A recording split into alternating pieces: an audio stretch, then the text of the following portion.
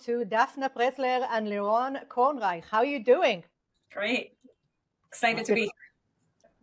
Thank you both for joining me. Leron, you know what your job title is, but I'm just going to tell for the others out here what it is that you do. You are the CEO of SI14 Global Communications, one of the leading PR firms, doing amazing work for your tech clients. And Dafna, you are the co-founder of a shiny new stealth startup, so secret that even I don't know what it is. So, maybe if you'd like to spill the beans later, a few people listening in here and there.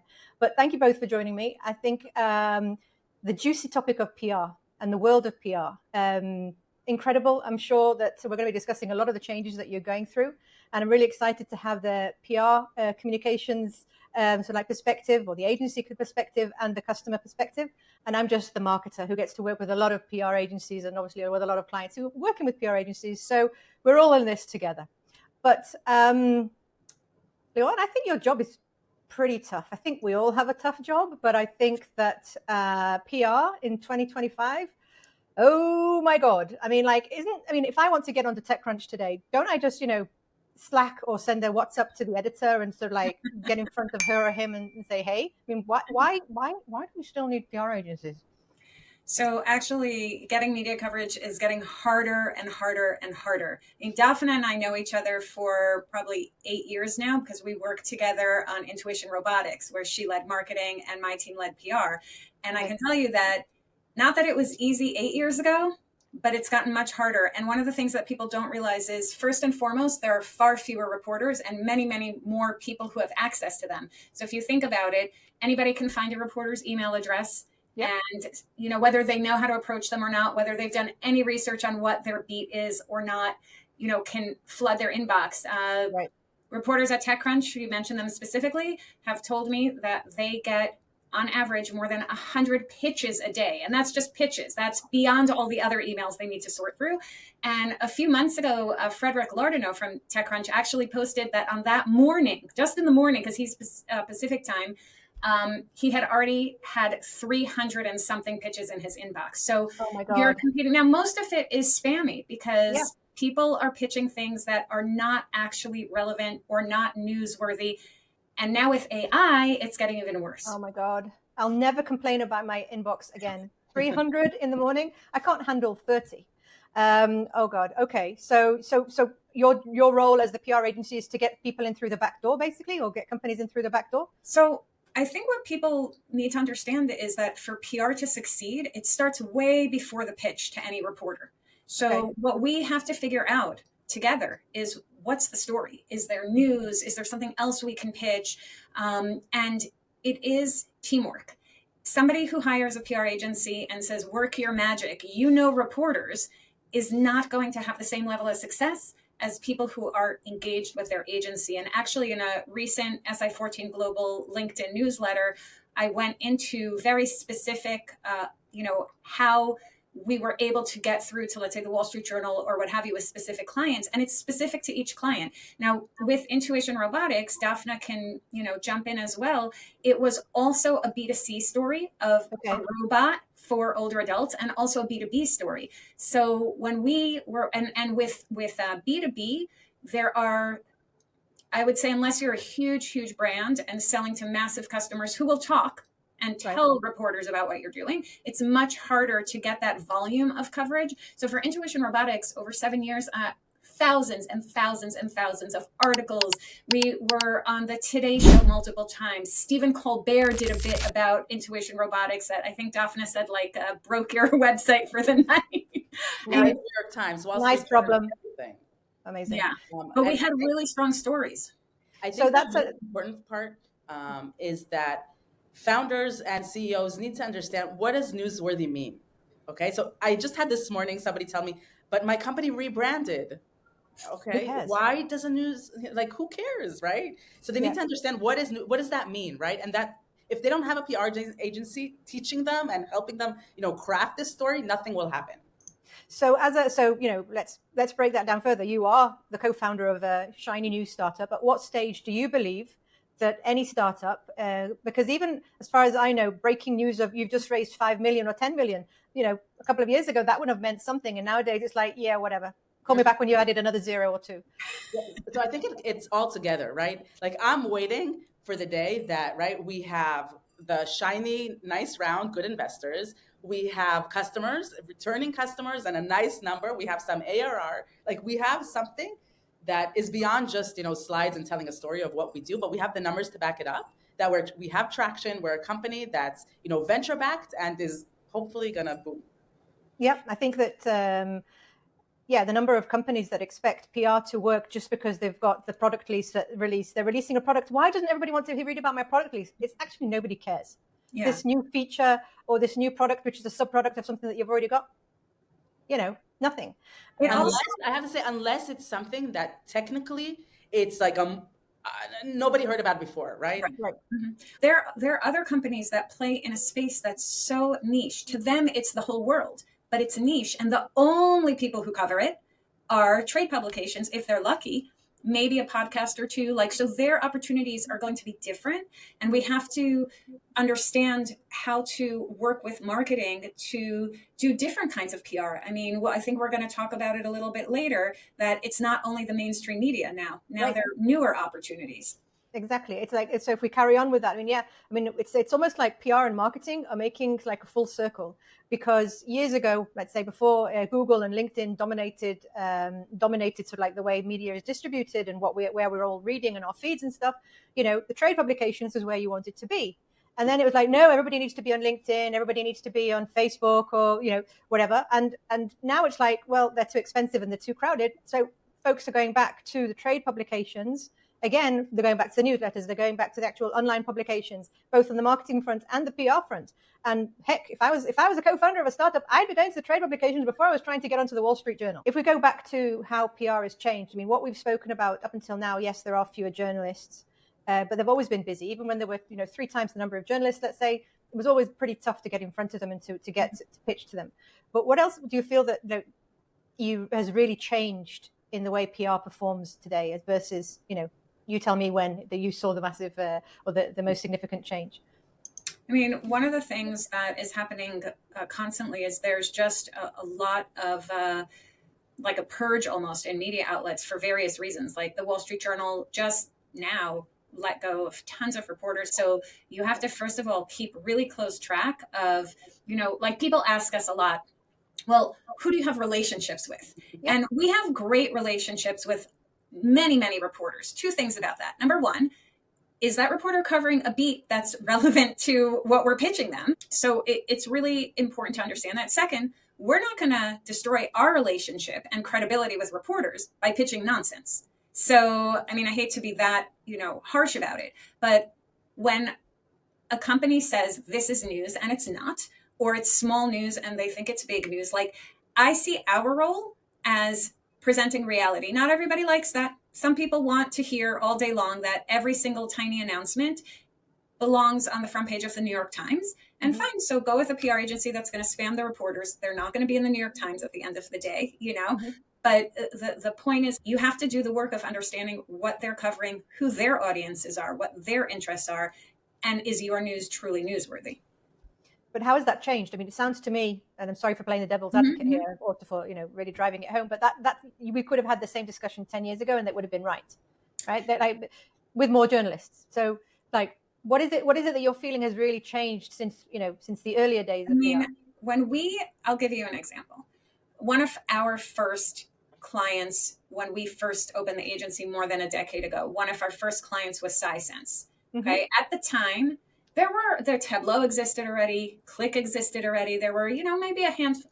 Now there would be hundreds and hundreds and hundreds of competitors. Like the number, there's almost no space now in tech, at least, where there aren't immediately tons of competitors. Or even if they do, like, let's say in cybersecurity and AI, in medtech and whatever, they might sound the same, even if they do different things. So just the sheer volume of the competitive landscape, I think in many, many industries has grown tremendously as more money has been thrown at startups over the years. Dafna, do you see that as well? Totally. Yeah, the competition is much, much harder. So the competition means that you need somebody, an agency, basically to basically get you in through the back door, to make sure that you get in front of the right journalists, not to feed you bullshit that you've got a newsworthy story when you haven't.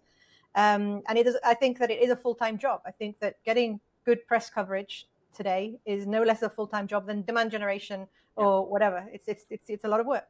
And I don't think it's just sending the pitch or the PR in the email and that's it, right? Yeah. Like there's the whole campaign planning around it. Yes. And I mean, Dafna, if you recall, for CES, we would start working planning strategy 3-4 months in advance. Yeah. And that's like, if you didn't do that, you were going to be late, because the second that media list is out, which by the way is thousands of reporters, so it also takes time to vet it. You have to have everything ready to go. And then follow their schedule. Sometimes you were too late, right? Their schedule. You want even to grab coffee with them. Their schedule is already packed. So that's a really interesting point. Yes, of course, for major events, you need to plan months in advance. Yeah. But I'm actually thinking of, I can imagine that, you're on the sofa on a Thursday evening with your gin and tonic, because that's the good thing to do. It is the good thing to do, to sit on your sofa with a gin and tonic. And then suddenly you get a WhatsApp saying, hey, we've just released 300 employees. And there seems to be a tiny bit of backlash. And then you're like, oh my God, 10% of those 300 employees, which is 30, I'm saving you this calculation, it is 30 people, are already on X about it, they're on LinkedIn about it, they're already speaking to their friend, the reporter who managed to get them into somebody on, the Wall Street Journal, and you're dealing with an absolute catastrophe. And it was all because the CEO forgot to update the PR person who's sitting on the sofa that this is going to go ahead. I mean, you don't just, terminate or get rid of 300 people like that. There are cyber attacks that just happen. There are things that do happen instantaneously.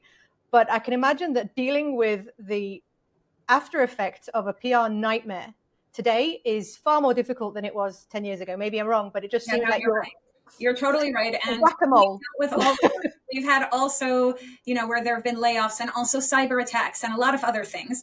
We're not a crisis communications firm. However, because a crisis can happen unexpectedly during the first 24 to 48 hours until we make the connection to the crisis firm, because those are specialty firms, we are the crisis team. And it's funny that you mentioned that, because you would think that the first person that anybody at a company would tell when they think there might possibly be something would be the PR lead. And when we are the last to know, and it has happened, the effects are going to be far worse than when we are the first to know. And by the way, the other tug of war is that the lawyers come in. Oh, we love the lawyers. It really sometimes does not matter. Make money as well. We can't just, the four of us make money. These lawyers also need to make money. But the thing is that there is an inherent, I guess our goals are different. Our goals are, we have helped a company build its brand reputation, and it can be destroyed in a minute. And our goal is to do what's right for the brand.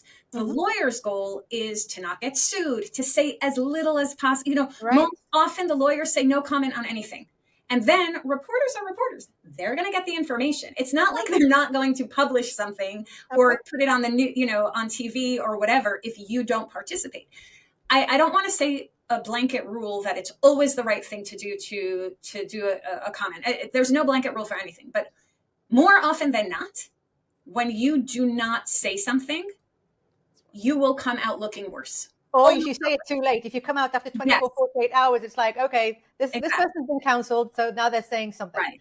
And also, go ahead, Dafna. From my experience, reporters love this kind of news. When something goes wrong with a company, they are the first to call. Yes. I think that one thing that sets PR apart from other marketing activity is, and I wouldn't actually venture out on PR activity, whether it's in-house or with an agency, is without executive buy-in and with regards to time. Because in order for PR to be effective, and we've discussed this before, the journalists need access to the CEO, and it's not even the CEO anymore. It's also the subject matter experts. It's those professors that you were talking about earlier.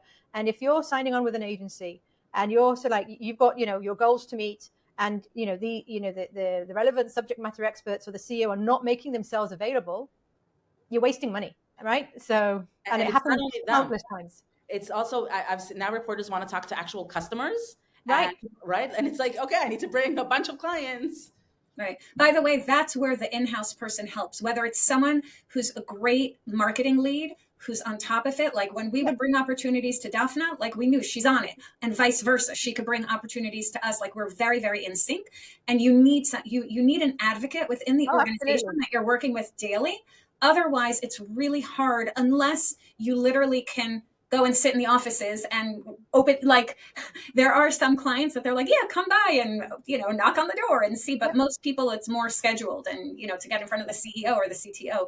I did want to mention that PR is much more than media relations. So for our clients, we see it really as a holistic approach about how to grow your brand. So it's also about speaking opportunities, awards that are prestigious awards, not the pay for plays. Maybe we started on those. Exactly. By the way, even the media outlets, also not the pay for plays. Like every once in a while we'll get a call from someone who will say, like, can you buy me these articles? And I know that there's some bloggers or whatever that for us, that's not what we do. We're with people who are reporters or bloggers who are close to reporters. They're not getting paid to write about you. And then analyst relations, which is huge. And I think for enterprise tech, like if you're selling to the enterprise, not if you're like a consumer brand or something like that, strategic analyst relations. I think a lot of people actually don't really understand how to use analyst relations well. Just to understand when it's done right. And it's kind of under the radar because you might not understand when it's working unless you hear back from someone. We've had people say, oh, this large enterprise customer came to us after, we did all these briefings or we got into this analyst report. We even in the past have had somebody a company that wanted to acquire them, heard about them through that. So but it's not that you would know that, and there's no guarantee that that's going to happen. And so it has to be strategic. And then thought leadership content. Right. Okay. So I've got one burning question. Something that I've never understood, and today I don't understand it, and I don't even know if it's worthwhile anymore. Posting on the PR newswire. I mean, really, does anybody still do that? Why do they still do that? And is it worth their while? And just explain it to me. I've never understood it, but hey, come on, break it down. 2025, why do people still post on the newswire, if they do? Dafna, do you want to give it a go, or should I? Billy didn't say that it costs a lot of money. And for a startup, it's a lot of money, right? Does it still cost a lot of money? I thought it was there's cheap versions, but the Cision and Business Wired, it could cost $1,200 for one press release. So why? Just explain it to me. Come on, explain it to me like I'm a 5-year-old. Why it's still needed? So Leron, you'll explain the PR aspect of it, and I'll explain the marketing aspect for it. Okay. So we do it, and we did it at IR solely for the SEO purpose and the pickup that it gets from outlets that just cover it without you knowing it. So then it's Yahoo Finance all of a sudden covers it. Yeah. Somebody Google's, and then all of a sudden it's Yahoo Finance. That's great. That's the only reason that we did it. So for SEO. Yes. Okay, so $1,200 for SEO. Okay, it's quality SEO. Quality SEO. Yes. Yeah. Leron, I will second that. It's not a PR move at all. I tell all our clients, unless it's for SEO, don't do it for our sake, because we're pitching reporters. Reporters are not, they're not reading the newswires. So to us, it's totally legit for SEO. The reason there's a difference between having a press release and posting it on the newswires. You do need a press release because reporters are very, very busy, and it's like a cheat sheet. This is the info, even little things like how do you spell the founder's name, or whatever. But also some reporters, even if they conduct an interview or whatever, they just don't have time to, it's just easier for them to use it like a fact sheet. Also, even if the reporter is planning to do all original writing and reporting, when we pitch, if it's about news as opposed to a feature, one of the first things a reporter will say if they're interested before they'll commit to an interview is send me the press release. They want to make sure that it's a legit, announcement. And so and they're still conservative, the reporters. They're used to press releases. Yes. That's a little bit of part of it. But it's not, posting it on the newswires does not necessarily mean that you are going to get more coverage niches who ask for press releases just about that niche. Most likely, anyway, the PR agency is reaching them directly, but here and there might be a couple that, weren't on the radar for whatever reason. But to me, it's an SEO play. It's not really a PR play, but it doesn't. Thank you for answering that. I still would like to see whether it's relevant SEO that they get, but I'm not going down that rabbit hole. Amazing. Dafna, Leron, I could carry on talking to you for ages, but this is definitely one of those talks that I want to come back in 5 years' time and do a rerun and see what's changed. Because I bet you nobody's posting on the PR newswires in 5 years' time. But thank you very much for joining me. You've been amazing. And have a wonderful weekend without anybody interrupting your gin and tonic at 10 o'clock in the evening while you're on the sofa. Thank you very, very much. Until next time. Bye. Thanks for having us.